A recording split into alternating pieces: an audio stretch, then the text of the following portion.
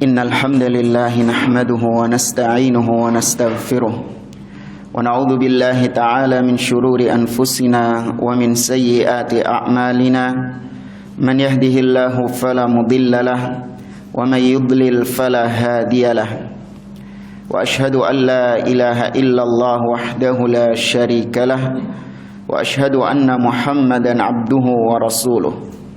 Ya ayyuhalladzina amanu taqullaha haqqa tuqatih wa la tamutunna illa wa antum muslimun.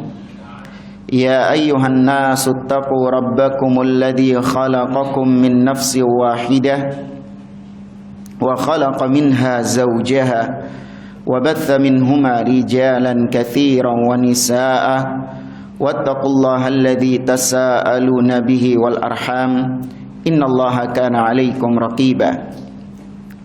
Ya ayyuhalladzina amanu taqullaha wa qulu qawlan sadida yuslih lakum a'malakum wa yaghfir lakum dhunubakum wa may yuti'illaha wa rasulahu faqad faza fawzan 'azima. Amma ba'd. Fa inna asdaqal hadithi kitabullah wa khairal hadi hadi Muhammadin sallallahu alaihi wasallam wa syarral umuri muhdatsatuha wa kullu muhdatsatin bid'ah wa kullu bid'atin dhalalah wa kullu dhalalatin finnar. Ma'asyiral muslimin, ikhwani fillah, rahimani wa rahimakumullah. Kita melanjutkan kembali pembahasan tafsir surah Al-Kahfi oleh Syekh Muhammad bin Shalih Al-Utsaimin rahimahullahu taala. Pada pertemuan yang lalu kita belum tuntas membahas ayat yang kelima. Allah taala berfirman, ma lahum bihi min ilmin wala li abaihim. Tidaklah mereka memiliki pengetahuan tentang hal itu, yakni tentang ucapan bahwasanya ittakhadallahu walada, Allah menjadikan anak atau Allah memiliki anak. Ya, ucapan ini yang diucapkan oleh mereka tidak memiliki ilmu sama sekali tentang hal tersebut. Karena kalau berbicara tentang Allah, terlebih tentang sifat-sifat Allah, harus ada ilmunya. Ilmu di sini maksudnya harus diketahui bahwa Allah memang menurunkan keterangan akan hal tersebut. Ya, Allah Subhanahu wa taala memang menjelaskan akan hal tersebut. Baru kemudian kita boleh mengatakan Allah begini, Allah begitu. Namun kalau Allah Azza wa Jalla tidak pernah menurunkan keterangan tentangnya, maka enggak boleh kita mengada-ngadakan. Gak boleh kita mengucapkan sesuatu tentang Allah Subhanahu wa taala seperti ucapan ittakhadallahu walada, Allah punya anak. Ya, maka dibantah sama Allah, mereka tidak memiliki ilmu tentang hal tersebut, wala li abaihim. Demikian juga ayah-ayah mereka, nenek-nenek moyang mereka yang juga sama mengucapkan atau meyakini Allah punya anak. Kaburat kalimatan takhruju min afwahihim. Alangkah besarnya ucapan yang keluar dari mulut-mulut mereka, dari lisan-lisan mereka. Nah, maksudnya alangkah besarnya tuduhan mereka kepada Allah Subhanahu wa taala. Alangkah dosanya ya ucapan yang mereka ucapkan dari mulut-mulut mereka, iyaquluna illa kadziba. Tidaklah mereka berucap melainkan dusta. Sampai pada ucapan beliau, qauluhu takhruju min afwahihim. Kaburat kalimatan takhruju min afwahihim. Alangkah besarnya ucapan yang keluar dari mulut mereka. Hal lana an nastafida min qawlihi min afwahihim anna haula'i yaquluna bi alsinatihim ma laysa fi qulubihim. Kata beliau, apakah boleh dari ayat ini kita mengambil kesimpulan bahwa apa yang mereka ucapkan itu cuman ucapan di bibir saja. Ketika mereka mengatakan Allah punya anak, apakah itu boleh kita katakan oh itu cuman mulutnya tok itu Ustaz? Sedangkan hatinya mengingkari. Apakah boleh kita katakan demikian? Wa annahum la yastaiqinuna anna lillahi waladan. Hati mereka tidak meyakini beneran Allah punya anak, saking mulut itu ucapan dia saja yang mengatakan Allah punya anak, hatinya tidak meyakini Allah punya anak. Ini yang disebut dengan al-juhud. Kata Allah tentang Fir'aun, wajahadu biha wastaiqanatha anfusuhum dzulman wa 'uluwa. Fir'aun itu Fir'aun dan pengikut-pengikutnya, mereka juhud, wajahadu biha. Tapi hati mereka mengimani. Lisan mereka mendustakan, hati mereka mengimani. Ya, apakah mereka bisa dikatakan juhud? Yakni lisan mereka mengucapkan ucapan kufur, Allah punya anak, tapi hati mereka mengatakan, ya enggak sih, Allah enggak punya anak. Apakah boleh kita katakan seperti itu? Apa alasannya? Li'anna ayya aqilin la yumkin an yaqula inna lillahi waladan. Karena kalau dipikir-pikir, enggak mungkin ada orang yang berakal mengatakan Allah punya anak. Ya enggak mungkin. Sesesat apapun dia, kata beliau, kalau dipikir-pikir, sepanjang dia sih duwe akal, masih punya akal yang waras, nggak mungkin dia mengatakan Allah punya anak. Nggak mungkin dia meyakini Allah punya anak. Fakaifa yumkin an yakuna lillahi walad? Karena bagaimana mungkin Allah memiliki anak? Wa hadzal walad minal bashar narahu mithlana ya'kulu wa yashrabu wa yalbisu. Apalagi kita lihat anaknya Allah, kok podo ambek kita orang.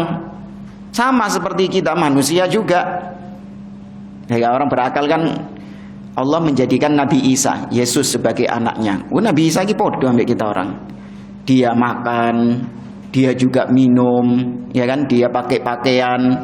Wa yalhaqul ju' wal 'atshu wal harru wal bard.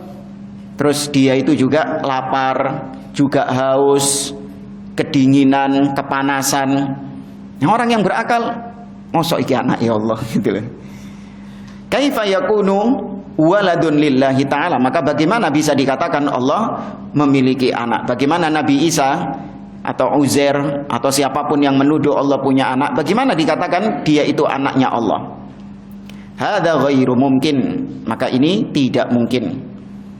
Ya. Maka wallahu a'lam, bisa jadi ayat tadi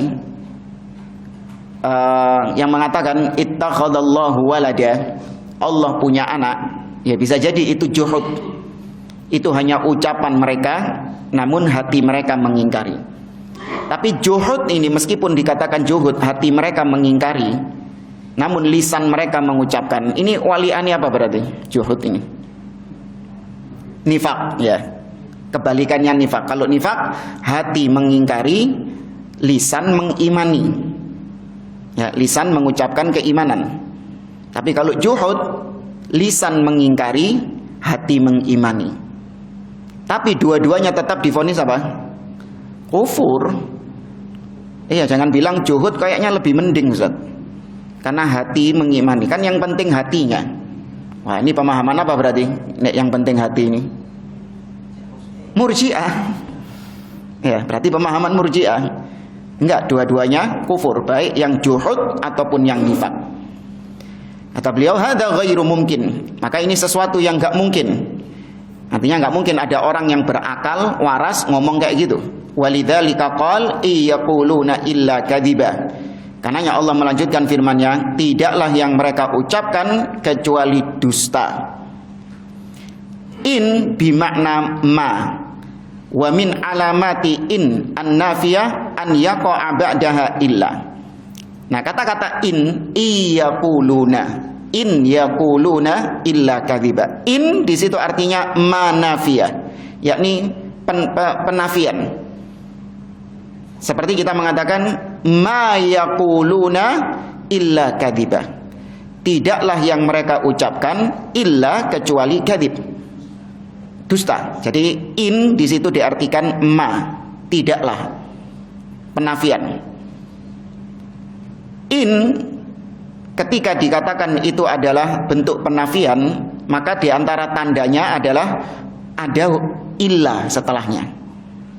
Ya, kalau ada illah setelahnya, itu berarti in yang berarti penafian. Seperti ayat ini, iyaquluna illa kadziba. Atau dalam surah Fatir ayat 23. In anta illa nadhirun. In anta illa nadhirun. Tidaklah engkau wahai Muhammad kecuali Nadhir hanya sebatas memberi peringatan. Atau juga seperti di surah Al-Maidah ayat 110, in hadza illa sihrum mubin. Ya, in hadza illa sihrum mubin. Tidaklah hal ini kecuali hanya sihir yang jelas, yang nyata. Ya, maka in di situ artinya ma, tidaklah. Iyaquluna illa kadziba, ay ma yaqulu haula illa kadziban. Tidaklah yang mereka ucapkan itu kecuali kedustaan. Wal kadzib, adapun apa itu al kadzib? Kedustaan, huwal khabaru al mukhalifu lil waqi'. Kedustaan itu artinya adalah berita, informasi yang menyelisihi realita. Ya, kadzib dikatakan dusta itu adalah informasi yang diucapkan oleh seseorang yang menyelisihi, bertentangan dengan fakta realita yang ada. Realitanya A, tapi yang diinfokan B misalnya. Itu definisi dusta. Wasidqu, adapun jujur, as-sidq adalah huwal khabarul mutabiqu lil waqi'. Kebalikannya, yaitu informasi yang sesuai dengan fakta dan realita di lapangan. Faktanya A, informasi yang dia ucapkan juga A. Fa idza qala qail, kalau ada orang mengatakan qadima fulanun al-yauma, fulan itu hari ini datang.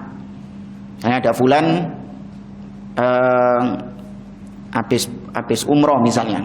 Ada orang-orang tanya, fulan kapan teko ya? Kan lagi umroh dia. Kapan datangnya? Ada orang mengatakan fulan hari ini datangnya. Wa huwa lam yakdum, padahal dia belum datang. Datangnya sih besok sih kan, bukan hari ini. Tapi dia menginformasikan bahwa fulan hari ini datang. Maka fahadha kadzibun, ini sudah dikategorikan dusta. Kenapa? Apa definisinya dusta tadi? Menyelisihi kenyataan, menyelisihi realitanya. Belum datang, tapi sudah dikatakan sudah datang. Sawaun alima allam ya'lam, sama saja dusta.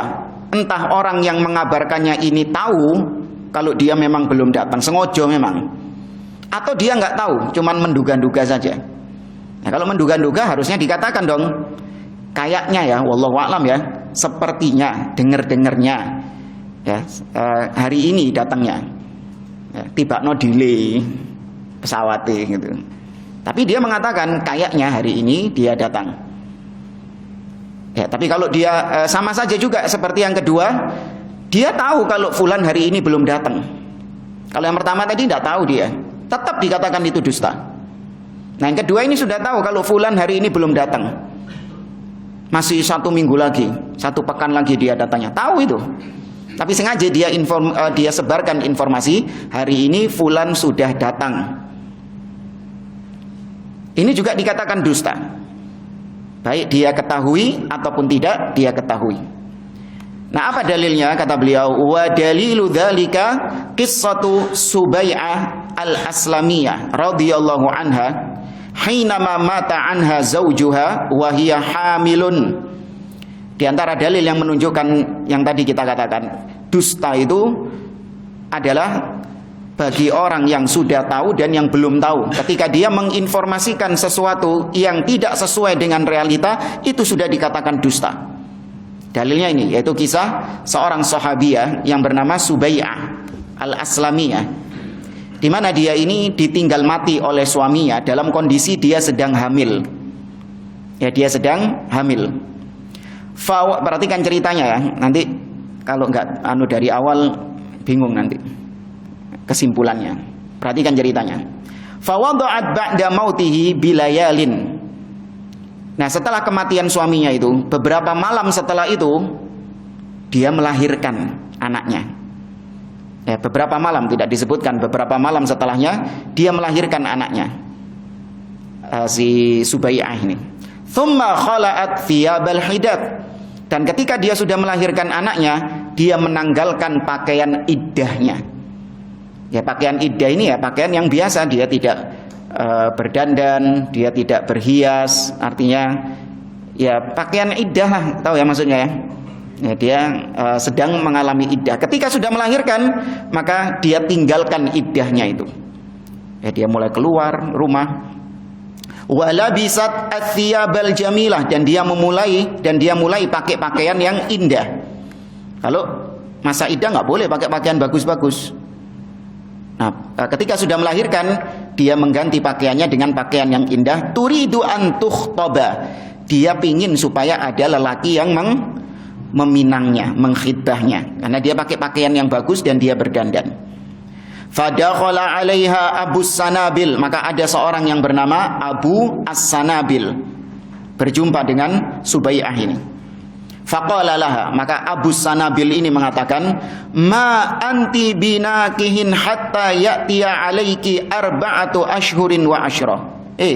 Wahai Subai'ah, kau ini nggak boleh menikah, nggak boleh pakai pakaian bagus kayak gini. Ya, kau ini masa iddah, kau boleh pakai pakaian bagus seperti ini, dan kau baru boleh menikah dengan lelaki lain setelah 4 bulan 10 hari. Ya, kata Abu Sanabil, setelah 4 bulan, ini saya kait pirang dino, baru berapa hari bojomu ini mati, ya kan?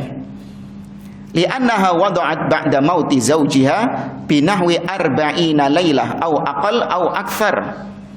Karena kata beliau, nah ini baru disebutkan, Subai'ah ini melahirkan anaknya itu kurang dari 40 hari atau lebih dari 40 hari pasca kematian suaminya. Berarti sudah 4 bulan 10 hari belum? Belum. Ya, masih 40 hari, ya 1 bulan 10 harian. Ya, bahkan bisa kurang bisa lebih. Falabisat thiyabal ihdath thumma atat ila Rasul sallallahu alaihi wasallam wa akhbarathu bil khabar. Maka dia pun tercengang, lho ngono ta. Oh, akhirnya balik lagi pakai pakaian iddah. Wanita tadi balik lagi pakai pakaian iddahnya, tidak berdandan lagi dia. Setelah itu dia menemui Rasul sallallahu alaihi wasallam dan mengabarkan kepada Rasul tentang kisahnya tadi. Wahai Rasulullah, saya kemarin ditinggal mati suami, kemudian 40 hari setelahnya saya melahirkan, dan saya menanggalkan iddah saya.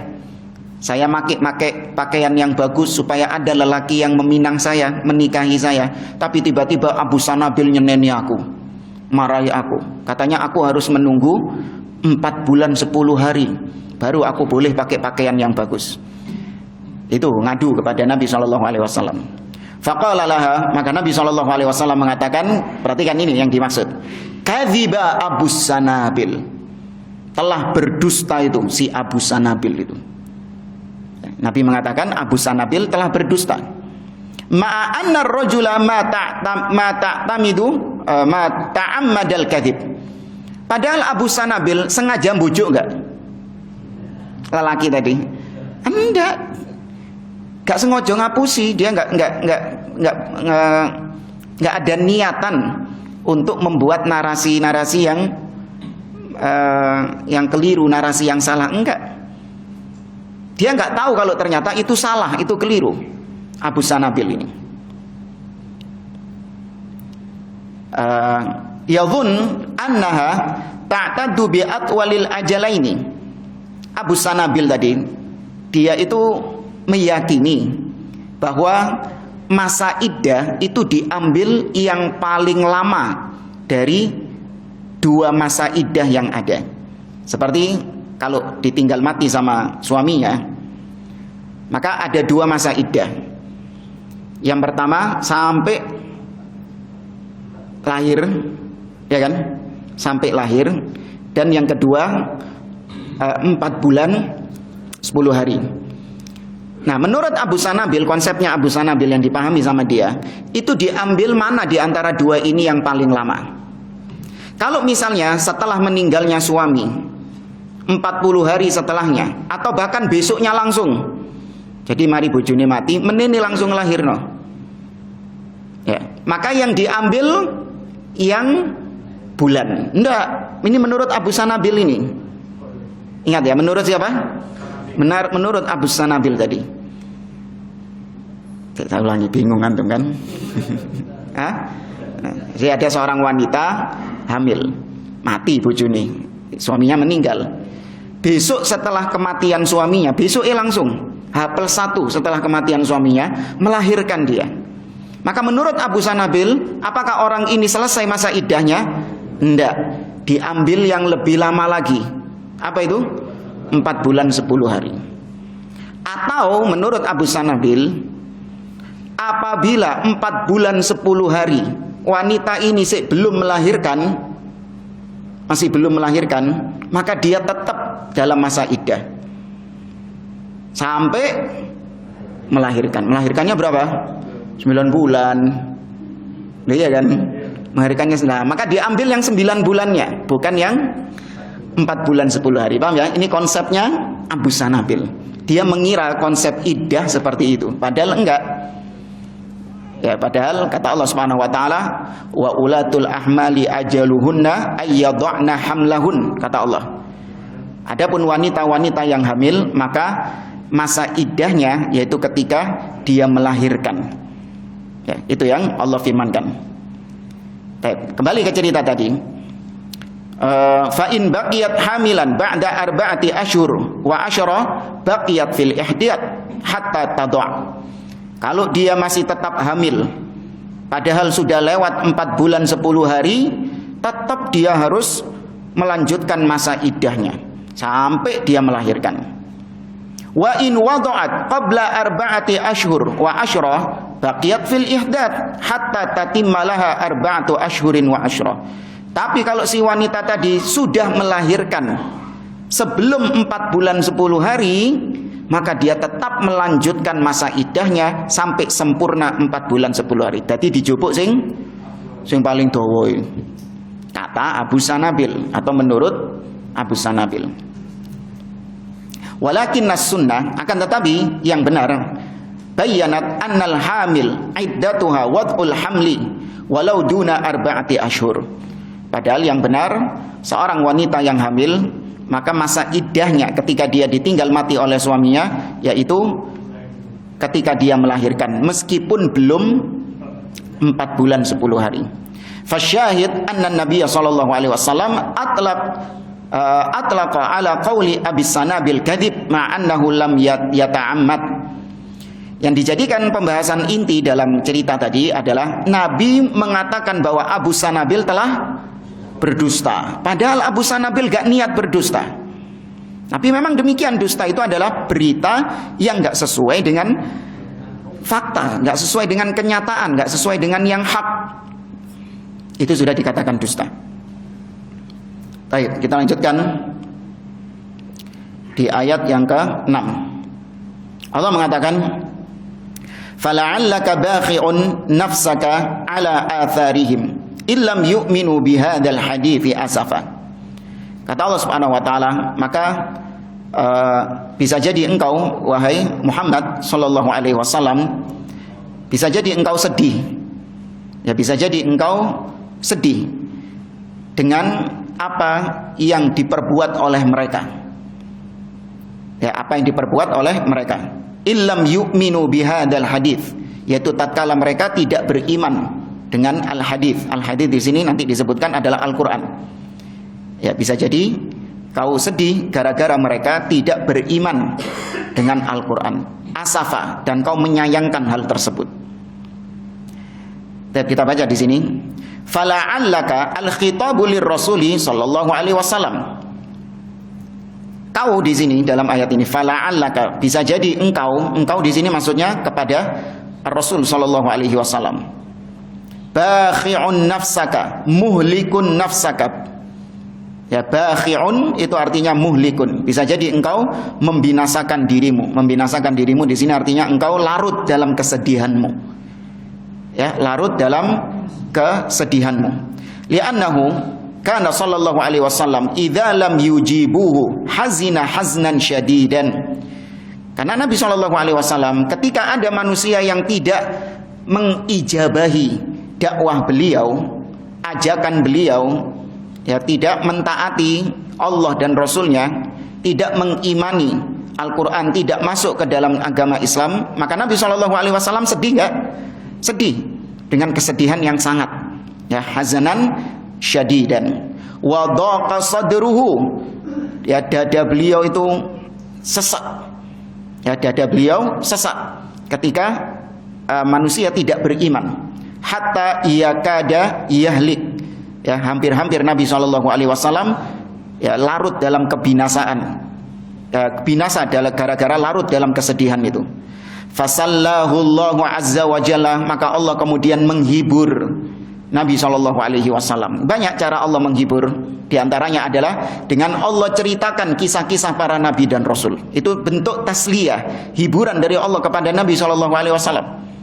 Diceritakan tentang bagaimana kisah Nabi Musa, tentang Nabi Nuh alaihi salam, bahwa apa yang kau dapati dari dakwahmu wahai Muhammad, kau mendapati penolakan, ya, kau dapati pengusiran, diusir Nabi SAW.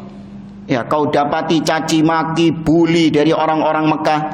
Ini bukan kau yang pertama kali merasakan demikian. Bahkan para nabi dan rasul sebelum engkau juga sudah merasakan itu. Bahkan ada yang lebih parah daripada itu.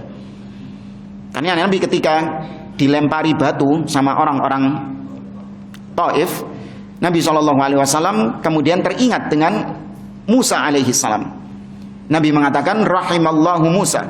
Semoga Allah azza wa jalla merahmati Musa. Laqad udhiya bi aktsara min hadza fasabara. Sungguh dahulu Nabi Musa diuji, diganggu, diganyang sama kaumnya lebih daripada apa yang aku rasakan sekarang. Fasabara, tapi Nabi Musa alaihi salam bersabar. Ya, demikian juga Nabi Nuh. Wa inni kullama da'autuhum litaghfira lahum ja'alu asabi'ahum fi adhanihim wastaghshaw thiyabahum wa asarru wastakbaru istikbara. Nabi Nuh mengeluh kepada Allah, ya Allah, setiap kali aku dakwai mereka agar engkau mengampuni mereka, mereka meletakkan jari mereka ke telinga-telinga mereka. 950 tahun dakwanya Nabi Nuh. Wonge kok ngono ya. Tapi Nabi Nuh tetap bersabar mendakwai mereka. 950 tahun, antum bisa bayangkan ada ustadz ceramah, jamaahnya gini semua. Pertemuan depan saya ono gak kajian nih. Kau ono isan. Iya, tapi Nabi Nuh tetap bersabar berdakwah. Ya, maka Nabi diberikan kisah-kisah seperti ini tujuannya adalah untuk linutsabbita bihi fuadak, untuk menguatkan hatimu wahai Muhammad. Nah, maka demikian juga kita, ya, di zaman sekarang kita diuji dakwah kita dengan pembubaran, dengan boikot, dengan caci maki, dengan bulian. Ya, kalau seorang melihat dakwah para nabi dan rasul, ya dakwahnya terutama Nabi kita Muhammad SAW, maka dia berbesar hati. Tidak ada apa-apanya jika dibandingkan dengan perjuangan nabi dan rasul. Ya, maka itu bentuk hiburan dari Allah Azza wa Jalla kepada Nabi SAW. Wa bayyana lahu annahu laisa alaihi min adam istijabatihim min syai'. Dan Allah menjelaskan kepada Nabi SAW bahwasanya mereka yang tidak mengijabahi dakwahmu wahai Muhammad, ya, itu tidak ada masalah bagimu. Nabi tidak akan dituntut oleh Allah. Iki apa kok sampai gak beriman ini? Dosa enggak kalau ada seorang yang tidak beriman padahal sudah disampaikan kebenaran? Apakah yang menyampaikan kebenaran itu berdosa? Tidak. Ya, tidak ada sangkut pautnya sama sekali. Ya, mereka tidak beriman, bahkan semua manusia tidak beriman sekalipun, maka yang menyampaikan kebenaran tidak akan menanggung dosa tersebut. Wa innama alaihil balagh. Tugas seorang nabi hanyalah menyampaikan. Waqad ballagh, dan nabi sudah menyampaikan, selesai. Ya, fala'allaka bakhi'un. Kemudian kata Allah, ala atharihim. Ya, kau bersedih atas perbuatan mereka. Atas perbuatan mereka yang berpaling dari dakwahmu, berpaling dari ajakanmu, tidak mengimani. Ai bittiba'i atharihim la'allahum yarji'una ba'da adami ijabatihim wa i'radihim. Kata beliau, bisa jadi mereka setelah mereka tidak mengimaninya, mereka menolaknya, berpaling dari kebenaran, bisa jadi kelak Allah berikan hidayah kepada mereka dan mereka menerima kebenaran. Ya kan? Berapa banyak orang-orang Quraisy dahulu Ketika mereka menolak dakwah Nabi SAW, justru bisa jadi mereka menerima dakwah Nabi. Bukankah dahulu Umar ibn Khattab adalah orang yang terdepan juga dalam menolak dakwah Nabi SAW, kemudian berpaling menjadi orang yang terdepan membela dakwah Nabi SAW. Ya, dan para sahabat-sahabat juga demikian kebanyakannya. Maka tidak usah bersedih. Ya, sekarang mereka mungkin memusuhi, kelak Allah Subhanahu wa taala bisa jadi memberikan hidayah taufik kepada mereka untuk menerimanya. Illam yu'minu bihadzal hadits. Gara-gara mereka tidak mengimani dengan Al-Qur'an ini. Ai illam yu'minu bihadzal Qur'an. Kau bersedih karena mereka berpaling darimu gara-gara mereka tidak mengimani Al-Qur'an ini. Asafan maf'ulun min ajlihi al-amil fihi bakhi'un. Ini dalam bahasa Arab, lewati aja lah. Al-makna annahu la'allaka bakhi'un nafsaka minal asaf idza lam yu'minu bihadza ma'a anna ar-rasul sallallahu alaihi wasallam laisa alaihi min adam istijabatihim min syai'. Jadi makna dari ayat yang tadi, wala fala'allaka bakhi'un nafsaka, yaitu bisa jadi engkau membinasakan dirimu karena engkau menyayangkan, ya, karena engkau menyayangkan perbuatan mereka yang tidak beriman dengan Al-Quran ini. Ya, bisa jadi kau sedih, frustasi, ya, menyayangkan mereka yang tidak beriman, atau gara-gara mereka tidak beriman dengan Al-Quran. Padahal dijelaskan bahwasanya Rasul Shallallahu Alaihi Wasallam tidak menanggung sedikit pun dari kekufuran mereka. Ya, tidak ada tanggung jawab Nabi Shallallahu Alaihi Wasallam. Allah berikan beban kepada Rasul agar mereka beriman. Kalau sampai mereka nggak beriman, maka kau yang akan kena dosanya. Tidak. Ya, tidak ada tanggung jawab demikian. Wa muhimmatur Rasuli Shallallahu Alaihi Wasallam al-balagh. Yang dipentingkan oleh Rasul Shallallahu Alaihi Wasallam adalah menyampaikan. Qala ta'ala, Allah berfirman dalam surah Ar-Ra'd ayat 40, fa innama 'alaikal balagh. Sesungguhnya tugasmu wahai Muhammad adalah al-balagh, menyampaikan saja. Wa hakadza warathatuhu min ba'di, dan sama juga pewaris para nabi atau pewaris nabi setelahnya, yaitu al-ulama, ya, para ulama, wadhifatuhum al-balagh. Tugas mereka juga sama, yaitu menyampaikan. Wa ammal hidayatu fabiyadillah. Adapun hidayah maka di tangan Allah. Hidayah apa ini maksudnya? Hidayah taufik atau hidayah irsyad? Taufik, ya, yang di tangan Allah adalah hidayah at-taufik.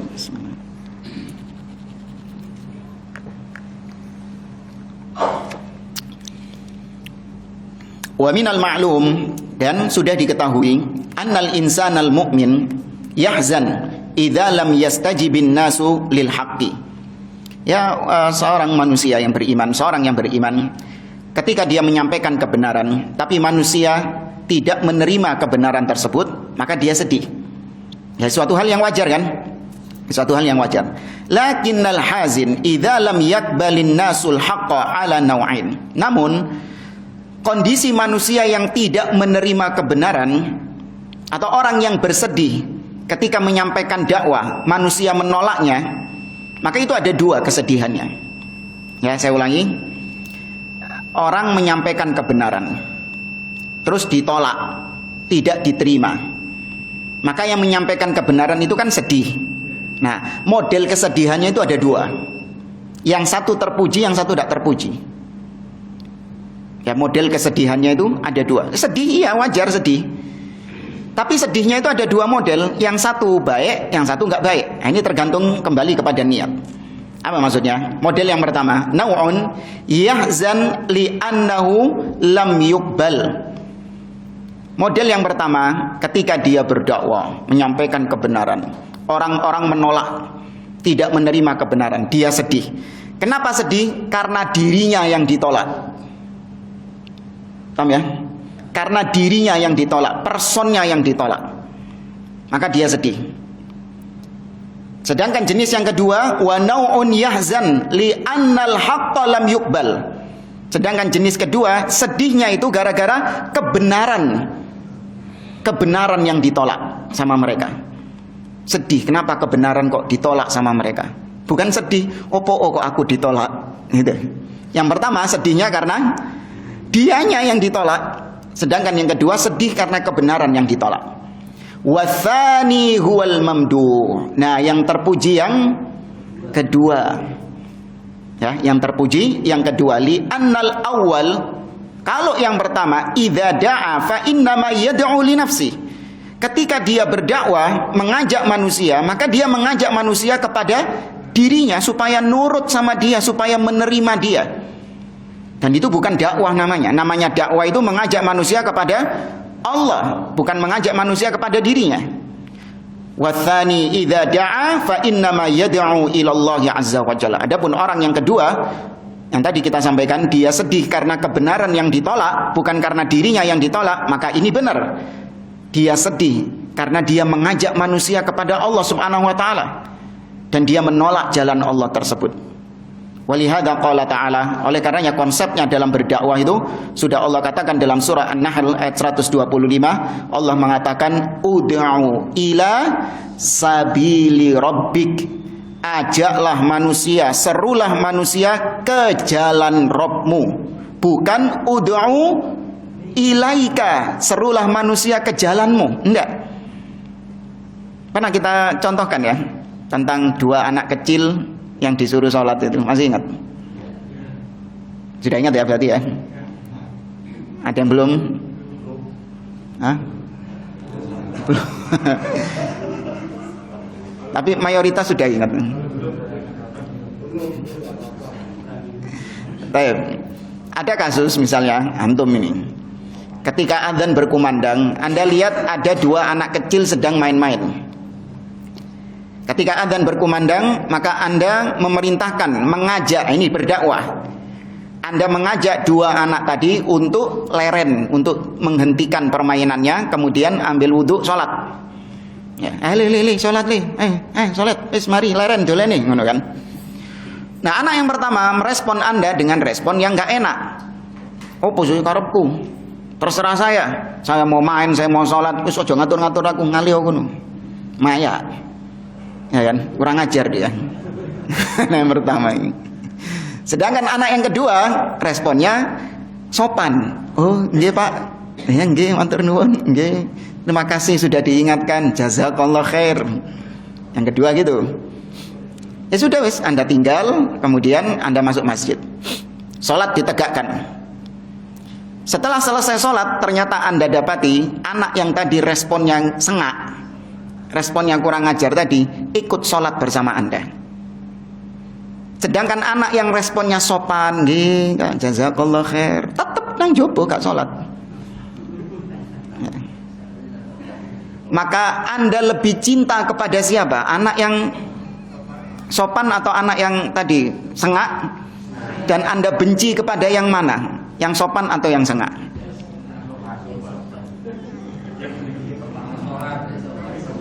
Nah, ini menentukan niat Anda tadi dalam berdakwah. Paham ya? Kecintaan Anda, kecondongan Anda kepada salah satu dari anak tadi, itu menentukan niat Anda, ditentukan oleh niat Anda ketika berdakwah tadi. Ketika Anda mengajak dia sholat, Anda ngajaknya kemana? Anda ngajak ke jalan Allah, berarti Anda cinta kepada yang sholat. Tujuan Anda sudah tercapai kan? Tujuan Anda sudah tercapai. Tapi kalau Anda ketika ngajak dia, niatnya adalah untuk supaya nurut, supaya tunduk kepada diri Anda, nah berarti Anda tidak di jalan Allah dakwahnya. Ya, Anda tidak mengajak dia ke jalan Allah, tapi Anda mengajak dia untuk nurut sama Anda. Makanya ketika ditolak, maka Anda sedih. Nah, ketika ditolak, Anda menolak diri Anda sedih. Ya, beda kalau yang kedua tadi, mengajak ke jalan Allah. Ketika tidak dilaksanakan, ya dia tidak melaksanakannya, maka dia bersedih. Paham ya? Baik. Lakin idza qala al-insanu ana ahzan li'annahu lam yuqbal qawli. Kalau ada seorang yang mengatakan aku sedih, ya karena fulan ini dia tidak menerima pendapatku. Ya, dia tidak menerima ucapanku. li'annahul haq. Ya, padahal itu ucapan yang hak. Walidzalika law tabayyana li al-haq ala khilafi qawli akhadtu bihi fahal yakunu mahmudan aw yakunu ghairu mahmud. Ini maksudnya kata beliau, ketika kita menyampaikan sesuatu kemudian ditolak, terus kita sedih. Nah setelah itu ada orang yang menjelaskan kepada kita bahwa ucapanmu tadi itu ya memang salah. Yang benar itu adalah seperti ini dan ini. Maka aku pun rujuk dari ucapanku tadi dan aku mengambil pendapat yang benar itu. Apakah ini terpuji atau tidak? Maka kata beliau, yakunu mahmudan. Maka yang seperti ini terpuji karena dia mengikuti kebenaran. Lakinnahu laisa kal akhar alladzi laisa lahu hammun illa qabulul haq. Tapi orang yang seperti ini tadi tidak sebagaimana orang yang kedua, yaitu yang tujuannya itu wis pokoknya bagaimana supaya kebenaran itu diterima. Bukan saya yang diterima. Saya ditolak nggak apa-apa, yang penting kebenaran diterima. Atau saya kasih contoh lain. Antum menasehati seseorang dengan sebuah nasihat, dinasehati. Ternyata orang ini tidak menerima nasihat antum. Dia tetap dalam kekeliruannya. Kemudian ada orang kedua menasihati dia dengan nasihat yang sama seperti yang antum sampaikan. Persis diterima. Ya, diterima nasihatnya. Antum sedih nggak? Misalnya ini ada orang berbuat syirik. Ya, ada orang berbuat syirik kepada Allah. Antum nasihati dia. Innasyirka ladzulmun azim. Antum bawakan ayat-ayat. Ya, wa'budullah wa la tusyriku bihi syai'an. Setelah itu tetap dia berbuat syirik kepada Allah Azza wa Jalla. Sedih antum. Kemudian ada orang lain menasihati dia, sama nasihatnya dengan antum. Ayat-ayat yang dipakai sama dia sama seperti ayat-ayat yang antum pakai tadi. Wa'budullah wa la tusyriku bihi syai'a innasyirka ladzulmun 'adzim innallaha la yaghfiru ay yushraka bihi wa yaghfiru ma duna dzalika liman yasha. Allah enggak mengampuni dosa syirik. Diterima sama dia. Mandek dia dari kesyirikan. Nah, antum mangkel gak? Wingi gak gelem. Ngambil iki gelem. Opo nek tak kandhani ndak gelem. Tuh, ada kecenderungan kita marah kan? Umumnya gitu. Wingi tak kandhani gak gelem. Nek fulan sing ngandani gelem. Opo nek anakku gak gelem. Ini berarti kita ketika mengajak bukan mengajak kepada Allah Subhanahu wa taala sehingga kita membenci fulan. Awas kan ya. Awas kan ya. Ya, berarti kita nggak mengajak dia kepada Allah, tapi kita mengajak dia untuk nurut sama kita. Maka ini keliru. Harusnya kata beliau, sepanjang kebenaran al-haq diterima sama dia, dari siapapun yang menyampaikannya, entah lewat Anda ditolak atau lewat orang lain yang diterima, maka Anda gembira harusnya. Karena yang diterima adalah al-haq, kebenaran, meskipun bukan dari Anda. Ya, ini seorang kalau memiliki hal seperti ini, lapang dadanya.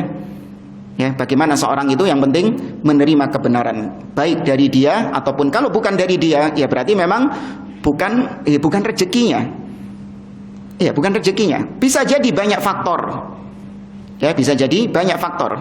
Mungkin karena ketika menyampaikan ya kurang bijak misalnya, ya kurang hikmah, atau bisa jadi keikhlasan. Makanya diantara buah dari keikhlasan adalah diterimanya dakwah.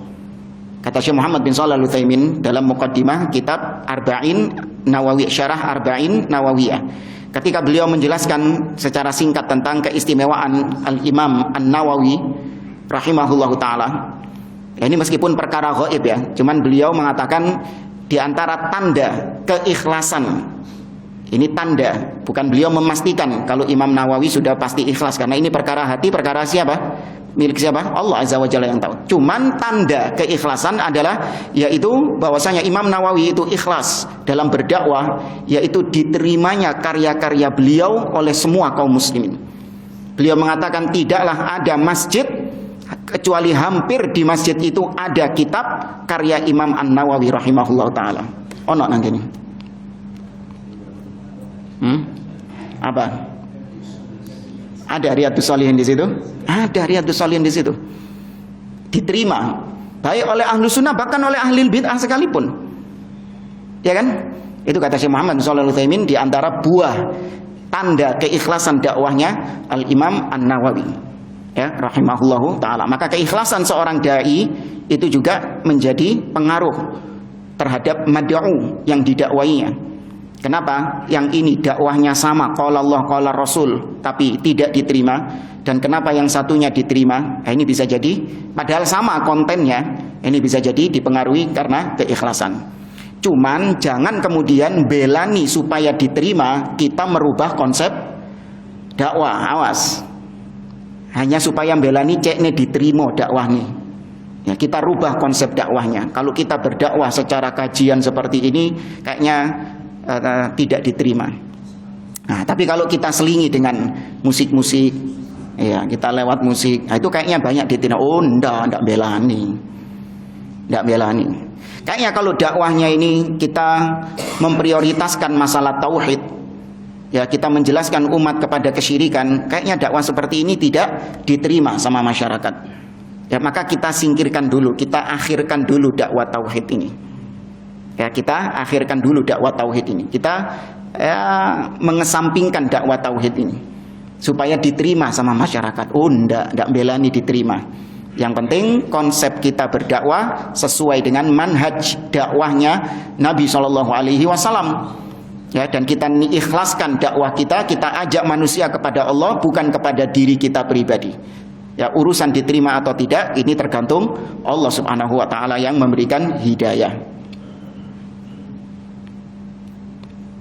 Ya, alladzi laisa lahu hammun illa qabulul haq sawa'un jaa'a min qibalihi aw jaa'a min qibali ghairihi. Nah, orang yang terbaik adalah dia yang perhatian, jadi perhatian utamanya adalah yaitu agar kebenaran diterima. Entah kebenaran ini yang menyampaikan dia atau kebenaran ini yang menyampaikan orang lain. Sepanjang kebenaran itu diterima, maka dia tidak sedih dengan hal itu. Kita cukupkan sampai di sini. Insyaallah kita lanjutkan di pertemuan yang akan datang. Wallahu a'lam. Subhanakallahumma wa bihamdik, asyhadu an la ilaha illa anta, astaghfiruka wa atubu ilaik.